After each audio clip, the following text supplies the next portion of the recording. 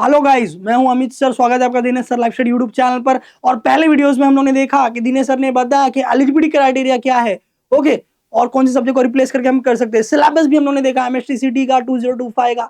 और अब देखते हैं कि कौन सा डॉक्यूमेंट है जो इंजीनियरिंग के एडमिशन के लिए लगने वाला है और अभी से आप बना के रखोगे, वो लास्ट मोमेंट में बनता नहीं है, फिर आपको ओपन से एडमिशन लेना पड़ता है। बहुत सारे बेनिफिट्स है जो आप ले सकते हो, बट डॉक्यूमेंट्स होने चाहिए। तो एक साल नहीं बोल सकते, 6 से 7 महीना है अभी आपके पास, ये डॉक्यूमेंट बनवा के आप रख लो। अगर कोई 11th स्टैंडर्ड का भी स्टूडेंट सुन रहा है तो ये भी आप अभी से भी बनवा के रख सकते हो, ताकि फ्यूचर में आपको इंजीनियरिंग एडमिशन में कोई भी दिक्कत नहीं आए और आप अच्छे तरीके से एडमिशन ले पाओ। ओके, ये डॉक्यूमेंट्स मोस्ट इंपॉर्टेंट है, चलिए देखते हैं। ओके, तो सबसे पहले ओपन वालों की बात करेंगे। ओके, ओपन कैटेगरी के साथ साथ बाकियों को भी ये डॉक्यूमेंट इंपॉर्टेंट होता है, जैसे कि आपका 10th का मार्कशीट, ओके, 12th का मार्कशीट। अब ये ओरिजिनल प्लस 4 कॉपी क्यों लिखा है सर? जब आप एडमिशन लेने जाते हो तो एडमिशन में ओरिजिनल के साथ साथ 4 जेरोक्स कॉपी भी उनको देने होते हैं।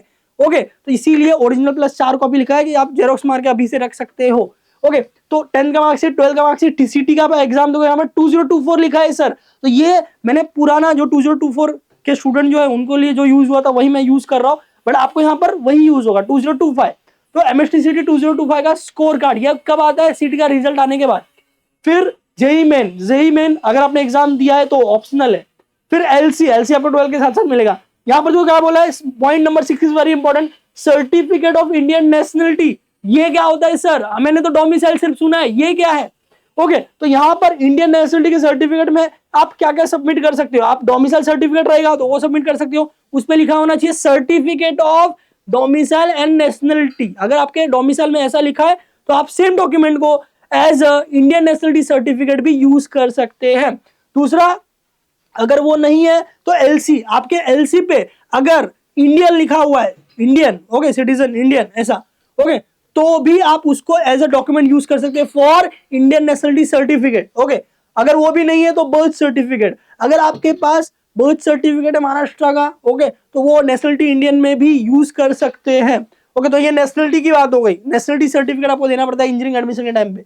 ओके, उसके अलावा डोमिसाइल सर्टिफिकेट होना चाहिए। अगर आप महाराष्ट्र के 85% सीट पे आप एडमिशन लेना चाहते हैं, जिसमें कट ऑफ थोड़ा कम होता है as compare to all India seats, तो आपके पास डोमिसाइल सर्टिफिकेट होना बहुत ज्यादा जरूरी है। ओके, तो डोमिसाइल सर्टिफिकेट आप नहीं बनवाए तो बनवा लो। डोमिसाइल सर्टिफिकेट क्या होता है सर? ये रहीवासी दाखला होता है, मतलब 10 साल या 15 साल से आप महाराष्ट्र में हो, उसका प्रूफ। तो डोमिसाइल सर्टिफिकेट में क्या क्या यूज कर सकते हैं? पहले तो डोमिसाइल सर्टिफिकेट इटसेल्फ यूज कर सकते हैं, बराबर।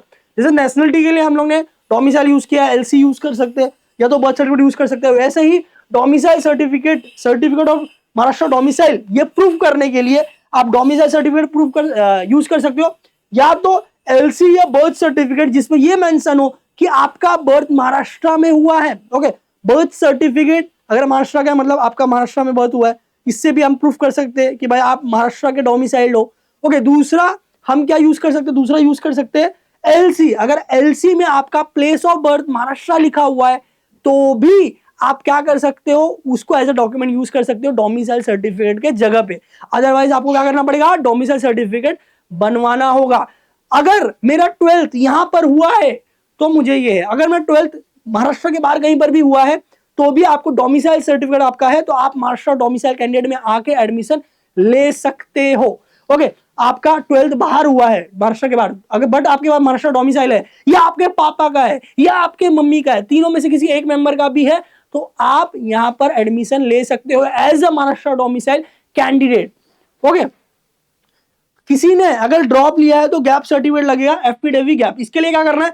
गूगल यूट्यूब पे जाना है, यूट्यूब पे सर्च करना है गैप सर्टिफिकेट दिनेश सर, तो एक डेडिकेटेड वीडियो है जिसमें एकदम डिटेल में बताया गया गैप सर्टिफिकेट कैसे बनाना है, क्या फॉर्मेट वगैरह होता है, तो वो जरूर चेक कर ले। ओके, नेक्स्ट है, अभी इसमें ये सारे डॉक्यूमेंट ओपन वाले को तो लगेगा ही लगेगा, बट कास्ट वाले को भी लगेगा, टीएफडब्ल्यूएस वाले को भी लगेगा, ईडब्ल्यूएस वाले को भी लगेगा। मतलब ये डॉक्यूमेंट जो है ये कॉमन डॉक्यूमेंट है जो सारे स्टूडेंट को लगने वाले एडमिशन के लिए। ओके, नेक्स्ट जो है देखते हैं किसके लिए, कास्ट सर्टिफिकेट, कास्ट कैटेगरी के लिए। अगर आपका VJ, DT, NTA, NTB, NTC, NTD, OBC, SBC, SCBC, इसमें से कोई भी अगर आपका कास्ट है तो आपको ये सारे डॉक्यूमेंट लगने वाले। इसमें आप देखोगे 7 डॉक्यूमेंट पहले वाले, बराबर, 7 डॉक्यूमेंट जो हम लोगों ने अभी एक्सप्लेन किया, मैंने एक्सप्लेन किया, वही वाले हैं। उसके नीचे का देखते हैं, उसके गैप वाला भी मैंने बताया था, कास्ट सर्टिफिकेट। कास्ट सर्टिफिकेट लगेगा ओरिजिनल और उसके 4 कॉपीज। फिर CVC, ये क्या होता है सर? कास्ट वैलिडिटी सर्टिफिकेट, ये भी आपके पास होना चाहिए। और साथ ही साथ में NCL that is non creamy layer certificate, ये तीनों सर्टिफिकेट अलग अलग पेज में होना चाहिए, अलग अलग पेज पे। अगर एक ही पेज पे कास्ट सर्टिफिकेट भी है, वैलिडिटी भी है, या वैलिडिटी और नॉन क्रीमी लेयर दोनों है, तो नहीं चलेगा। तीनों अलग अलग पेज में होने चाहिए। ओके, तो पहले का कॉमन है। फिर ये, तो ये किसके लिए था? SC ST को छोड़ के सारे कास्ट वालों के लिए था, बराबर। उसके अलावा अगर आप SC ST में हो तो आपको क्या होता है? कास्ट सर्टिफिकेट लगता है, वैलिडिटी लगता है, नॉन क्रीमी लेयर नहीं लगता है। ओके, बाकी सारे डॉक्यूमेंट ऊपर के 6 वाले कॉमन है, जो मैंने पहले एक्सप्लेन किया। इसका आप स्क्रीनशॉट ले सकते हो, स्टार्टिंग से मैं बता देता हूं, आप स्क्रीनशॉट ले सकते हो उसका। ओपन वालों के लिए, कास्ट वालों के लिए, SC ST को छोड़ के बाकी सबके लिए, और ये वाला SC ST वालों के लिए। ओके, उसके बाद EWS, अगर कोई स्टूडेंट EWS में अप्लाई करना चाहता है, इकोनॉमिकल वीकर सेक्शन, तो इसमें क्या होता है? उनकी फीस माफ होती है। उनकी फीस क्या होती है? माफ होती है। अप्रोक्सीमेटली 50% से लेकर 70% के बीच में, ओके, माफ होता है। ओके, ट्यूशन फीस जो होता है उसमें। ओके, तो बेसिकली 6 डॉक्यूमेंट तो कॉमन है। उसके अलावा गैप सर्टिफिकेट तो यहां पर कॉमन है, सिर्फ आपको क्या है? EWS सर्टिफिकेट लगेगा। और EWS सर्टिफिकेट 2 प्रकार के होते हैं गाइस, एक होता है सेंट्रल, एक होता है स्टेट। तो सेंट्रल वाला नहीं चलेगा। कौन सा चलेगा? महाराष्ट्र स्टेट का बना हुआ, महाराष्ट्र स्टेट के फॉर्मेट में। ओके, तो ये होगा EWS के लिए। नेक्स्ट जो है TFWS, ये क्या होता है गाइस? EWS और TFWS ये कुछ ऐसे सीट्स होते हैं जिसकी फीस काफी कम हो जाती है। 1 लाख, 1.5 लाख, 2 लाख रुपए कॉलेज का फीस है, बट आपके लिए लगे आप 10,000, 15,000, 20,000, 25,000। ओके, तो ऐसे किस में होता है? TFWS के सीट में होता है, EWS के सीट में होता है। क्या सर इसके लिए स्पेसिफिक कोई कास्ट होना चाहिए? नहीं, ये ओपन वालों के लिए है। EWS के लिए आपके पास EWS सर्टिफिकेट होना चाहिए, और TFWS के लिए तो EWS सर्टिफिकेट नहीं, इसके लिए सिर्फ आपके पास इनकम सर्टिफिकेट होना चाहिए, तहसील ऑफिस का बना हुआ, तालुका तलाटी ऑफिस जो होता है आपके नियर बाय एरिया में, वहां का बना हुआ होना चाहिए इनकम सर्टिफिकेट, जिसमें 8 लाख से कम अगर आपका फैमिली एनुअल इनकम मेंशन है तो आप इसमें अप्लाई कर सकते हो। और 1.5 लाख, 2 लाख का फीस भरने की आपको जरूरत नहीं पड़ेगा। आप 15 से 20,000 पर ईयर में आप अपना इंजीनियरिंग कर सकते हो। ओके, तो पहले 6 डॉक्यूमेंट सेम है, 7-8। ये लास्ट वाला खाली क्या है? आपको इनकम सर्टिफिकेट लगेगा। कहां से? तहसील ऑफिस से। ITR नहीं चलेगा।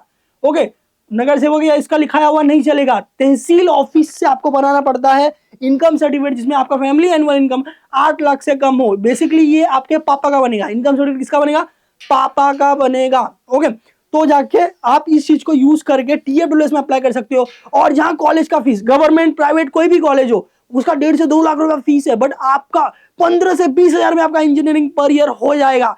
तो ये होता है बेनिफिट। सिटी में अच्छा स्कोर किया, आपके पास प्रॉपर डॉक्यूमेंट है, तो ये बेनिफिट आपको मिल सकता है। इनफैक्ट हम लोग ने इसके ऊपर बहुत सारे वीडियो बनाए हैं, आप सर्च भी कर सकते हो, Dinesh sir TFWS video, Dinesh sir EWS video, उसमें और अच्छे तरीके से डिटेल में एक्सप्लेन किया गया है, वो आप जरूर देखें।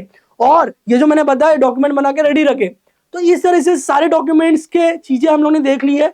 ओके, और होप सो इसका स्क्रीनशॉट भी आप ले लो और बना के रेडी रखो अभी से, ताकि क्या होता है एडमिशन के टाइम पे आप तहसील ऑफिस जाओगे, वो लोग बोलेंगे भाई 1 महीने बाद बनेगा, 2 महीने बाद बनेगा, फिर आपका एडमिशन प्रॉपरली नहीं हो पाता है। अभी से बना हुआ रहेगा तो आपका सब डॉक्यूमेंट रेडी है, बस आपको एडमिशन लेना है सिटी का स्कोर कार्ड दिखा के और ये सारे डॉक्यूमेंट के साथ। ओके, तो ऐसे यूजफुल वीडियोस के साथ बने रहे। ओके, और कोई स्पेसिफिक वीडियो आपको चाहिए तो कमेंट में जरूर डालें, लाइक करें, आपके फ्रेंड के साथ जरूर शेयर करें कि भाई वो भी एकदम अलर्ट हो जाए और ये सारे डॉक्यूमेंट बना के रेडी रखे, ताकि उनका एडमिशन भी एकदम प्रॉपरली टाइम पे हो, बिना किसी प्रॉब्लम के। इसके पहले सर ने एलिजिबिलिटी का जो है एलिजिबिलिटी का बनाया हुआ है, और इसके पहले सर ने सिलेबस का भी वीडियो बनाया हुआ है, वो जरूर देखें। और अगर आप हमारे YouTube से पढ़ना चाहते हो तो एकलव्य बैच आप सर्च कर सकते हो, दिनेश सर एकलव्य बैच। और पेड कोर्स चाहते हो तो हमारे दिनेश सर ऐप पे टॉपर्स ड्रॉपर्स का बैच, टॉपर एडवांस का बैच अवेलेबल है। ओके, चलिए मिलते हैं अगले वीडियो में। All the best guys.